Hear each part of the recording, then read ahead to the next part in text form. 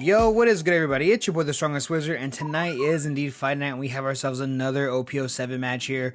We got Pigeon Guy on the left-hand side, rocking out that Rob Lucci, as well as my man, my boy, Twitter on the right-hand side, rocking out that Enel. I'm very excited to talk about this matchup because this match goes on for a very long time. I feel like this is probably one of my longest videos that I have on the channel for OP07, but it's actually super interesting, and I think it's a lot to learn from, too, as well, so we have here Twitter starting us off here with one Dawn, and honestly, in this new OP07 meta, Enel always wants to go first. It's their current curve, and it's just really good. Gadatu is still just a fantastic card, but the AK swing into life does actually trigger the Enos lobby, and I think if you're a black player or a Lucci player, this is probably the best trigger you can get turn one. A free Enos lobby, he didn't even have it in hand, it didn't even matter. 5k swing into life, and it does actually connect, milling the top two, and it looks like we did get a Hiyori off of the top there. Pretty nice, not too bad. And if we look at Twitter's hand right now, we have the Shirahoshi, the Beige, the 10 cost Ace, another Shirahoshi, a 9 cost Yamato, a 6 cost Pero, as well as the Hiyori that we picked up. Now, on the left-hand side, we have Pigeon Guy. With Pigeon Guy, we have the 2 Gecko Moria, a 8-cost Sabo. It looks like that is a Kaku, a Khalifa, another Kaku, and then we just picked up another Enos Lobby off the life. Pretty insane here. Now, if you didn't miss it, while I was speaking about the hand here, we did see Pigeon Guy dropping the Kaku here. Now, so Twitter does, of course, have his 3 life, and we did end up playing out that 5-cost Shirahoshi to kind of cycle through our hands, seeing what we need and what we didn't need. This 5k swing is going into life. We're going to minus 1 cost on that Shirahoshi, and now we are going to go ahead and, yes, take the life. We're swinging 6k into life. Very interesting, being super aggressive. I don't really see it too often, so yeah, pretty interesting here. So we're going to go ahead and take it here. We do hit the Enos lobby, and now the 5-cost Kaku does come down to pop the 5-cost Shirahoshi. Now, having the 5/6 is fantastic. Seeing this card once again, Kaku, that being in this meta now, is really good. And honestly, the hand cam can't even contain Twitter's hand, bro. There's so many cards right now in Twitter's hand. It's like 4, 8, 11 cards in hand. Now, I always talk about how I can't read, nor cannot count. So I think that's 11 cards in hand to Pigeon Guy's 7 cards in hand. Not too bad here. But yeah, I mean, this is my man Twitter just checked out a couple books from the library and currently in his hand. So we see the 6k going into the Kaku, and it does go down. Pretty surprising here, not to counter out of it to keep it alive, but letting it go. And now we see the Pero coming down. We're gonna go ahead and we have quite a few different options here. We are currently sitting in our 8 Dawn. This is Gecko Moria turn here, usually is what it is. But we're going to start things off here with a 6k swing. We're going to go ahead and make that Pero into a 5 cost character.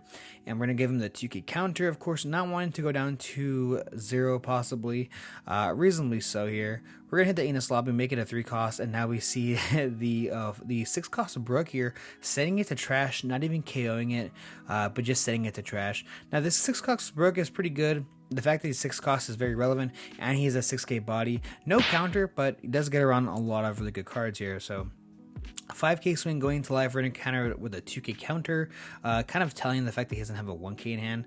And now we see the Yamato. Unfortunately, with only 4 Dawn here, we kind of dodge all the removal here. So now the only thing that is the issue is that we're staring down a 9 cost Yamato, which is of course always problematic.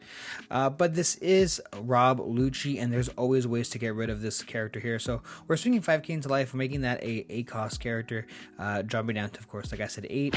We see the Gadatu off the top of the life here, and now the Kaku hits, and we see a 8 cost Katakuri, and we're gonna go ahead and use the ability here to recover 1. 6k into life. We're gonna give him a 2k counter.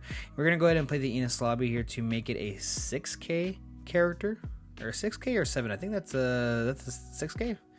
Oh wow, we see another Enos lobby coming down, and now we have the 8 cost Sabo to go ahead and pop that character. Pretty insane here, having such a huge removal target, and just the fact that he's an 8 cost character is really good. Now that does put you in range for the 8 cost Katakuri, which can be quite problematic here, but that just means that these other 2 6k bodies on the board will stay alive, since of course Katakuri can only remove 1, right? So We are sitting at our 10 Dawn, so that does mean that we have cards like Ace to come down if we really wanted to.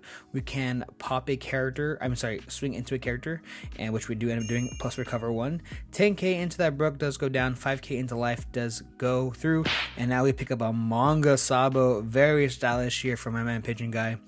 Now we did draw into the Tempest Kick here, which does help us out with getting rid of some of these numbers, and that 10 cost character is going to go down relatively pretty fast here. So 5k going into life.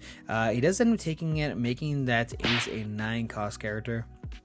And now, of course, we still have Enos Lobby to make it a 7 cost, of course. And it looks like we might end up doing so once we see that Enos Lobby turn sideways. Now, of course, this is against Enel, so a lot of times, a lot of players that are running black decks do kind of usually take a while to kind of count it out, math it all out, because a lot of these black decks it's just pretty much just math. It's just a ton of math that you have to kind of sort through and work through to make sure that you kind of get the result that you're looking for, which is usually KOing all your characters, all your opponent's characters, right? So looks like we are going to go ahead and play possibly the 1 cost. Pigeon Guy really on the fence here, debating whether he wants to play it or not. And yes, he finally does go ahead and play it. We're going to go ahead and make that Ace a 7 cost character. Actually, no, it's a 6 cost because 1 off of the Lucci plus 3 off of the Tempest Kick. I completely forgot that Tempest Kick is a -3 cost. Can we talk about it? 9k swing going into life here. Not too bad. I imagine he's going to go ahead and take it. Yep, we're going to go ahead and take this, and we're going to go ahead and recover 1, pitching the Kingdom Come here. And now we see a 10k swing going into life. He does end up taking it, dropping down to 0. No trigger. That is a kind of a godsend here. Pretty rare. And now we see the 5 cost Sabo coming down, drawing 2 cards, and we're going to go ahead and pitch 2 cards. Let's see what we are going to pitch. We have the Lucci Tempest Kick, a Suru, a Khalifa, 2 Khalifas, and 2 Geckos. And it looks like we're going to get rid of the 2k counter as well as the Lucci in our hand. Shout out to that hand cam for giving us that possibility, figuring out was that the right move or not. 10k into the Kaku, it does go down, and now we're swinging 5k into life. This is an easy block, but you could also be thinking this is kind of bait here because of 10 cost Ace, which we are going to see right now. We're going to go ahead and recover 1, and we are going to go ahead and swing 10k probably into life here. It could be into the Sabo actually, but no, it's actually into life, and we're going to go ahead and take it, dropping down to 1, grabbing the 6 cost Brook, and then drawing off the Rebecca off the very top. Now, I do understand that I am going kind of fast here on this video. Now, I would like to mention this video is like 18 minutes long, so please bear with me here. But with 10 active Dawn, of course, we have the Rebecca, the Brook, Tempest Kick, double Gecko, as well as the Khalifa. We haven't seen any Geckos coming down. We've been holding them for some time now. And with staring down 2 aces, it's getting kind of scary here.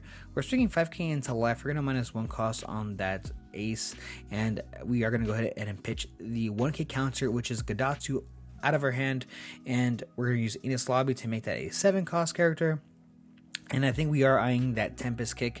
Do we have removal now? We do have the Brook, of course, in our hand, and we're going to play that Tempest Kick to make that character, of course, a 4 cost, I believe. Yep, 4 cost character. Thank you, Twitter, for making that very easy for myself.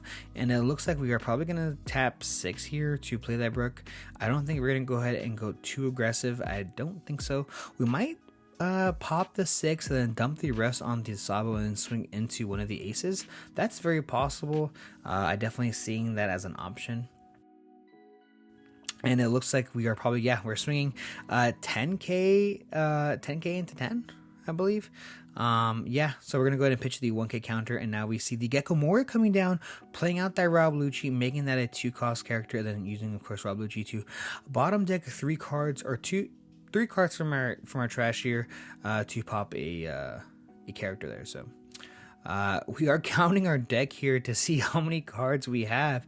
I guess we're doing that. So we're gonna go ahead and bottom 3 cards, and looks like we are gonna go ahead and pass the turn here. So yes, we did end up obviously establishing a Gecko Mori as well as putting the Lucci on the board.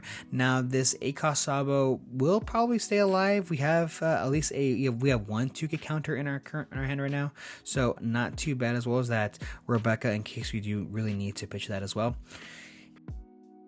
And on Twitter's side, we have, of course, that 10 cost ace. And if you look at Twitter's hand, this man has a plethora of different options here. And this is the kind of the difficult part, I think, with piloting Enel. You're only able to play out 1 to 2 bodies on the board, and trying to figure out which is kind of difficult.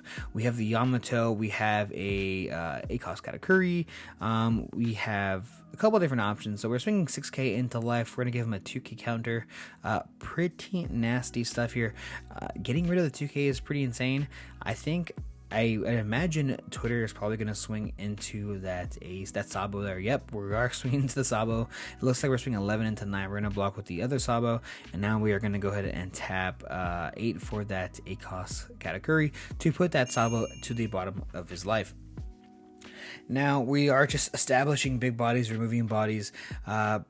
Pretty usual for Enel. And this is, I think, the part where a lot of players struggle to kind of keep up. Keep up with this game here, just because Enel is just really milking you down, really putting a strain on your play, and it takes someone with a lot of confidence and a good headspace to kind of keep this going. I think that's the biggest thing that Enel has going for it right now, is that it can get kind of strenuous, man. It takes a toll on you for sure. So we're swinging 5k into life. We're gonna make that ace, of course, a 9 cost character. We're doing this every single turn on these aces here. We got rid of one, but we still have another one, of course. But this time around we are also staring down an ACOS Katakuri. So with 5 active Dons, we have 10 active Don, a full 10 on the board right now.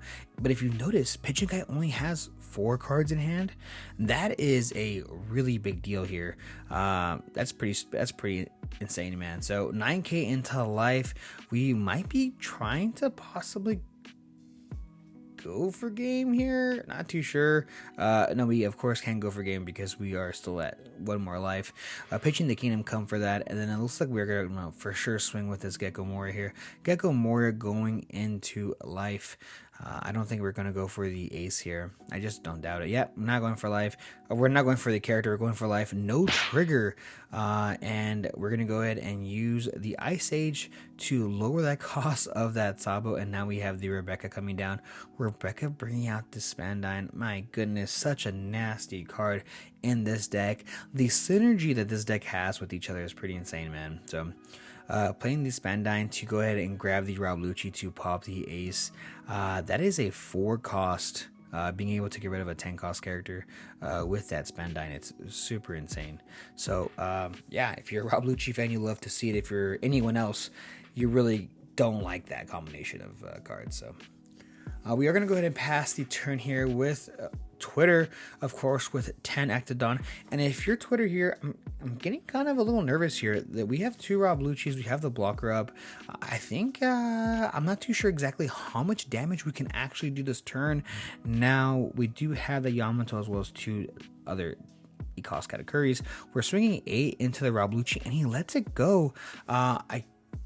Interesting enough, I think he's saving the Rebecca for another 10 cost ace possibly. So we're swinging 5k into life, and it looks like he only has the Kaku in hand, and I don't think he has any other counter in his hand. We have the Brook, and I'm not sure about his second card. It's a little too far from the hand cam, not too sure to know. But we are going to play the Hiyori and then pass the turn, swapping it out. Now, if you guys had some sharp eyes, man, you know exactly what's in that life. It's a 0 cost event card. Nasty business here coming from Twitter. Really taking advantage of all of the tools that Yellow currently has in their arsenal, and let me tell you, they have a lot of tools. So if we take a look at Twitter's hand, we have 2 Yamatos, 2 Katakuris, a 5 cost Luffy, a 6 cost Pero, and then 2 2k counters in the form of that Beige as well as that Frankie. Pretty insane now. But we're going to go ahead and see exactly what Pigeon Guy can do. We are sitting at 3 cards in hand. I did see that one of them is a Lucci, a Brook, and then the other one is a Gecko Moria. That's right. So 7k swing going into life. Let's see exactly how much damage we can do. We're going to go ahead and give him 3k counter Frankie as well as that Pero. And it looks like we might be swinging 6k into life here. This is another 2k, which Twitter does end up having. Let's see, even though if he has it, let's see if he ends up using it, right? Interesting to note, he only has, after the beige, only 1k in hand, which is that Luffy. So Raul is running out of resources. This might be a very close game. Let's see exactly what Twitter's going to do here, because he's swinging 6k into Twitter and he has to counter, and yes, he does end up countering. Now it looks like we might end up seeing that Spandine coming into action, but we probably also won't, because we have that ACOS Gecko in hand. So we might just see Gecko coming down at this very moment, and that is going to be very huge here. So yes, the Gecko does come down, and it looks like we're going to go to replace the Spandine as well as the Rob Lucci for a Khalifa, as well as a Spandine, a Spandam, I'm sorry. And this is getting pretty insane here. And it looks like we have 4 cards in hand. We have the Enos Lobby, a Rob Lucci, a Brook, and it looks like a Khalifa, I believe. And we're going to go ahead and pitch the Enos Lobby and the Rob Lucci is what it looks like.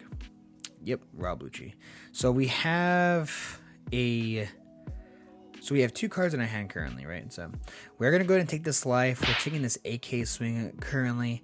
And are we? Yes, we are. We're not even going to give him the Rebecca. And we're going to see the Yamato coming down to pop the Spandam, and then recovering a card, of course, or life, and then passing the turn. With a 10 active Dawn now, let's see exactly what my man Pigeon Guy can do. I think if you're Pigeon Guy, you're probably thinking, I don't have much time. I need to close out this game right away. What can I do? Am I going for Katakuri? Probably not. At the same time, we've really run down Twitter's hand quite a lot, man. At the beginning of this video, we were at 11, 12 cards in hand, and now we're only sitting at a measly 5 cards in hand, which is pretty normal for most decks, but not for Enel. So Pigeon Guy does have the 4-cost Borsalino, so there is a world where he does play a lot more kind of laid back, a lot more relaxed, just a lot more secure, safe. But that just really depends if he ends up doing so. If we had a Sabo in our hand, we probably would be feeling a little bit more comfortable, but we don't. So we're swinging 6k into life. I'm not sure exactly what he did end up minusing off of the cost. He might be deciding right now, and I guess it doesn't really matter. So we're swinging 9k into life, and we see the 0-cost event card coming down. We're going to recover 1 off ability, and then we recover 1 off of that character, or that event card, and we're back at 2. Guys, that 0-cost event card is the bane of my existence. That card is so freaking good. You can play around beige, but you can't play around 0-cost event card, because then you have to play around another card, which you have no idea what it is. So having to play around 2 cards completely blind, it's pretty tough. So we do still have 9 active Dawn. We know we have a Sabo, and unfortunately Pigeon Guy is at 0 life. This is looking kind of rough here. We're swinging huge 14k into that character, and now we drop the Borsalino with the leader as well as the Yamato. Does he have an out of 2 blockers? We have currently 4 cards in our hand right now. 4 cards in our hand, and I think we only have like 2k counter at max. And we do have a 5-cost Luffy. This is the answer to that Rebecca. Plus we get to draw, and we see it coming down here, popping the Rebecca, drawing a card, swinging 9k into life. We're gonna have to block this. We don't have the counter to do so, and Pigeon Guy just folds it. Twitter doesn't end up taking it. Thank you guys so much for checking out this channel, this video. I really do appreciate it, and stay tuned because I have a ton of new OP07 content coming out soon. See ya.